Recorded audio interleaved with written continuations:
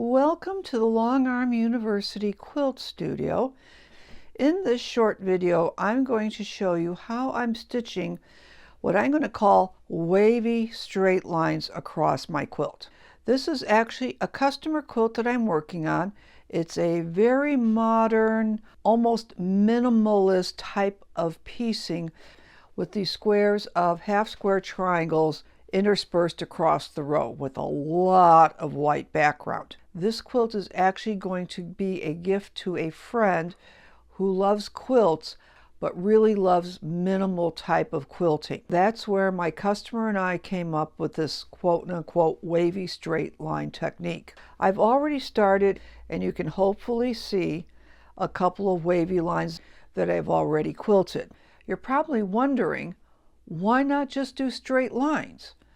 Well, the problem with straight lines, in my opinion, is sometimes they're hard to do. I mean that the actual quilting of the straight lines is not hard, because on my machine I do have a channel lock, or I could use templates, or I could use rulers, or I could work lots of different ways to make quote-unquote straight lines. The problem is, in my opinion, that straight lines across a large area like this can get quote-unquote thrown off relatively easily.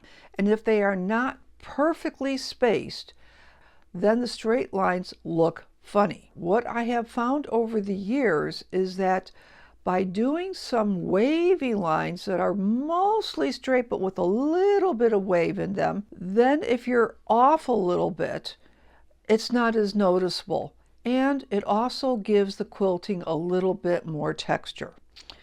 The other problem we have with straight lines, and also with the wavy lines too, is that you have to get them relatively straight. So now I want to focus on how I'm doing that. First off, I started at the top of the quilt, which you can't see because I've already worked my way down a little bit, but I am going to work from where I'm at right here. The best thing I have found is to find something to mark the spacing between your lines of stitching. In this case, I'm using blue painter's tape, which is my guide that I used when I stitched this line of quilting right here. This piece of blue painter's tape goes all the way across the quilt. This quilt is not that big. It's only about 52 inches wide, but even if it was a queen size quilt, I would take one piece of the blue painter's tape and measure it out so it goes all the way across the quilt. The other thing that you can see right here is how this is dipping up, and every time I go past that, I might catch it.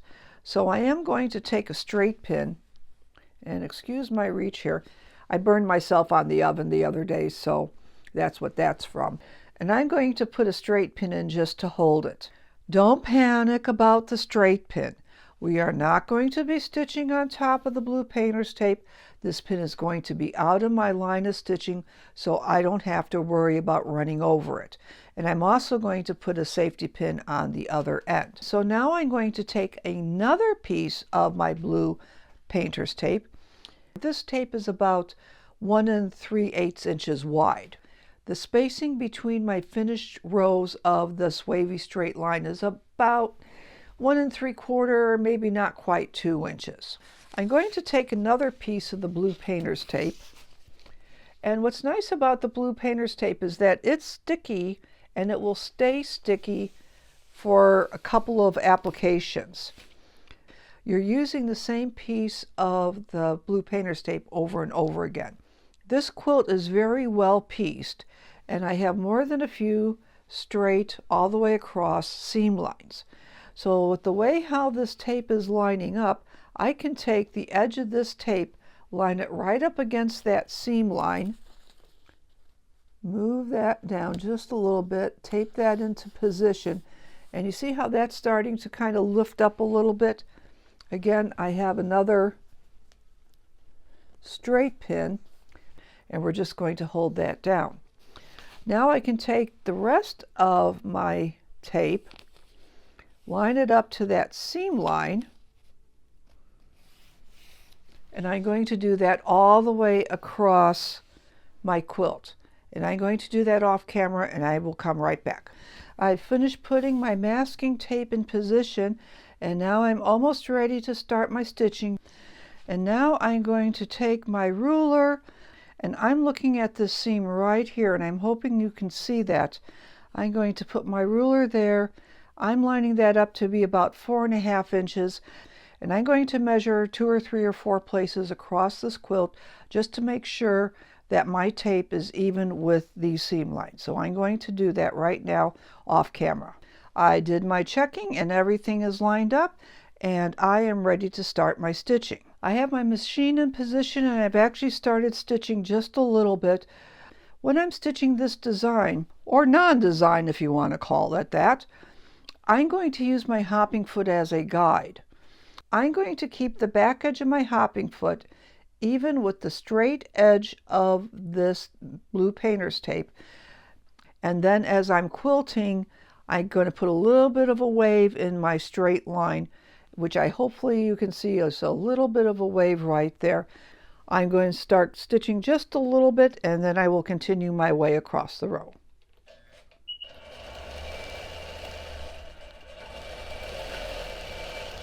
I've stitched my way all the way across the row, so I'm at my right raw edge, and as you can see, I have my 2 lines of the blue painter's tape, and both of them have straight pins in there, and here is my line of stitching. Now to line up for my next line of stitching, I'm going to take my straight pin out here, lift this up, and then move it down so that this edge right here is maybe not quite a 1/4 inch from that line that I stitched.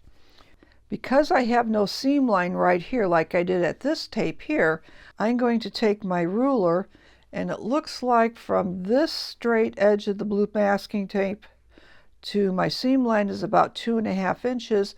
So now as I go across to the left, I'm going to line up my ruler on about that 2.5 inch line, and then bring my tape right to there, tape that down. I've already used this blue tape several times. I'm thinking it's starting to get not quite as sticky, so I might be changing it next time I use this one. So I'm going to measure and move my tape until I'm all the way over to the left raw edge. I've lined up my blue painter's tape, and I'm getting ready to stitch along this edge of my tape. But before I do that, I want to talk about stitching direction. A lot of times when people do straight lines, wavy lines, or something like this that's very quote-unquote straight across, we have this tendency to do that from left to right, and that has to go with the way how we read and we write. What I found, though, is that fabric stretches. I have been to quilt shows where I've seen this technique done, and all the quilts want to kind of drift to the right. And that's because when you're working with a long arm machine, you're quote-unquote pushing the fabric a little bit, and as you're pushing that fabric, you're actually stretching it. So to avoid that, this line of stitching, I'm stitching from left to right. This one here, I'm going to bring my machine up here at the right, and I'm going to stitch quote-unquote backwards from right to left. Again, I am going to be keeping the top edge of my hopping foot even with that straight line. I've pulled up my bobbin thread. I've actually started my stitching a little bit. I'm going to start my stitching here. I'm going to go off camera, and I'm going to stitch this all the way across. And here we go.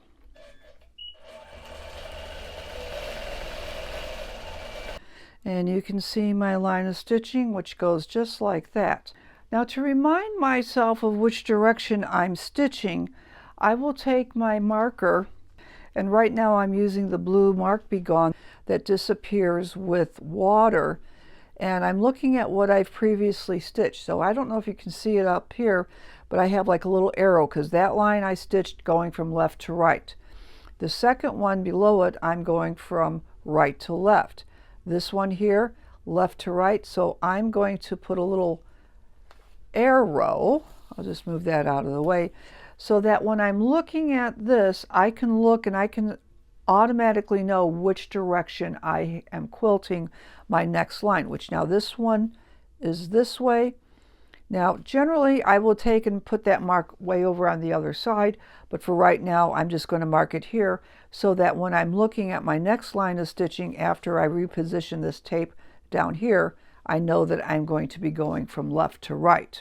A couple of other things I want to talk about, and that is that most of you, when you got your machines and you took your classes, they said to baste along the side edges before you do any quilting, both the left side and the right side. In this case, I say do not do that, because as you're moving your machine back and forth, especially along these longish, quote-unquote, straight lines, the fabric in front of your hopping foot gets bubbled up a little bit, and if you have a line already stitched, it's going to stop at that line. It's going to give you all sorts of little pleats and puckers. So I'm going to recommend, instead of the line of basting, I do a line of regular stitching. I like to put wavy lines in, why not? But I do that the 1/4 inch from the edge, and that is the last quilting that I do in my workspace, and I will do that on both sides. If you look real hard, you might be able to see some stitching already on these raw edges here. That's what's called stay stitching. I did that on my home sewing machine because there's no borders on this quilt, and the seams go all the way out to the edge. If I didn't put that stay stitching in, then those seams could pull apart with the tension that I put on the top of my quilt, and I don't want those seams coming apart. So I do have stay stitching first, then I do my quote-unquote straight horizontal lines, and now I'm going to come back and do a wavy vertical line. And this line of stitching is literally just holding the 3 layers together, which is your quilt top, your batting, and your backing, so that when the binding gets put on, the binding's not going to shift all over the place. I'm going to continue working on this quilt top. I'm going to continue to take my blue painter's tape, unpin the pin, move it down, and work my way down to the bottom of the quilt. If I run into any problems, I will let you know. If not, I will see you when I get down to the bottom of the quilt. I worked my way down to the bottom of the quilt. I have stitched the bottom edge of my quilt top through all 3 layers, so it's nice and secure. And now I'm going to start measuring and calculating how this is going to space out at the bottom. I have my 2 pieces of the blue painter's tape, and you probably can't see it, but right above this bottom piece of the blue tape, I do have a line of stitching, and with this line of stitching, I went from the right to the left. And if I pull this back, you'll also be able to see there's my little markers to remind me which way I'm going. This piece of the blue painter's tape I've already adjusted, I've already measured, and I'm ready to start stitching. I want to concentrate on this very bottom edge area. When I do this type of quilting, I generally don't do any math. Just like my pantographs, I will start at the top, I work my way down to the bottom. What happens at the bottom happens at the bottom, and that's the same thing that I'm doing here. But I want to do a little bit of minor calculation just to see how these next couple lines of stitching are going to. And yes, I can get out the ruler and the calculator and do some math, but I'm a real visual person. So what I like to do is cut a couple of small pieces of the blue painter's tape, and excuse my reach here, and I'm going to position them as if I would be quilting them. Now that I have this one positioned, this is my space where I would be stitching, and I can take another small piece of the blue painter's tape, line that up, so I can see visually how this is going to line up. And actually this is lining up really, really nice, and this is the way how I'm going to quilt this. So I already know how this is going to line up. Let's say your bottom space here doesn't line up as well as the one that I just showed you. This is where you may have to do just a smidge of math and then space your tape just a little bit wider or possibly a little bit closer together so that it's going to look okay. This is not perfect spacing. I understand this. This would be a situation where if you're off just a little bit at the bottom, it's going to be okay. If I wanted this very specifically spaced with my lines, wavy lines or whatever, I would be doing some different measuring and some different techniques. With this method, you just kind of have to, for lack of better words, roll with the flow. I'm going to go ahead and keep on quilting, and before I do my stitching here, I am going to be removing these small pieces of blue tape and then When I get this all finished, I will show you what this bottom area looks like. So I will see you in just a little bit. I finished stitching my last couple of rows. I've put my small pieces of the blue painter's tape back in position just to show you how this lined up. And if I pull those off real quick, you can see how nice that stitching looks. You probably can't see it, but there's a line of stitching right here. I've got my big overhead lights on, so it kind of is blocking all the stitching out. Another line of stitching right here. Even though I don't have the same spacing at this very, very bottom edges, by the time the binding goes on, it's not going to be that noticeable. Now I'm going to take the quilt off the machine, trim it, and I will take it outside and I will show you what the finished quilt looks like.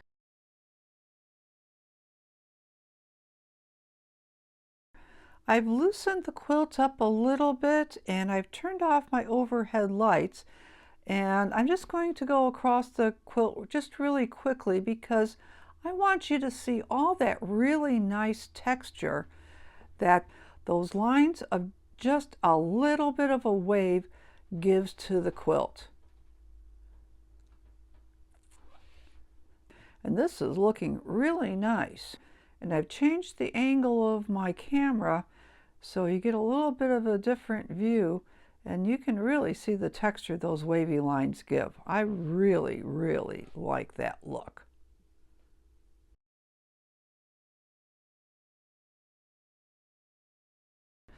This quilt is finished. I have it hanging out in my backyard, and I have a lot of wild overgrown blackberry bushes behind it, but you should be able to see the quilting and those wavy lines. They're not perfect, but they're not bad, and they're mostly even. And going all the way down to the bottom, this is looking a whole lot better than I thought it would. And coming back up to the top, looking good. And just for a closer view, here you can see that little tiny bit of wave. You can see those seams, you can see the texture, and just coming across again to the side, there's no border, no nothing, so I just took the stitching right off the edge. Looking good. There's another seam kind of right in the middle,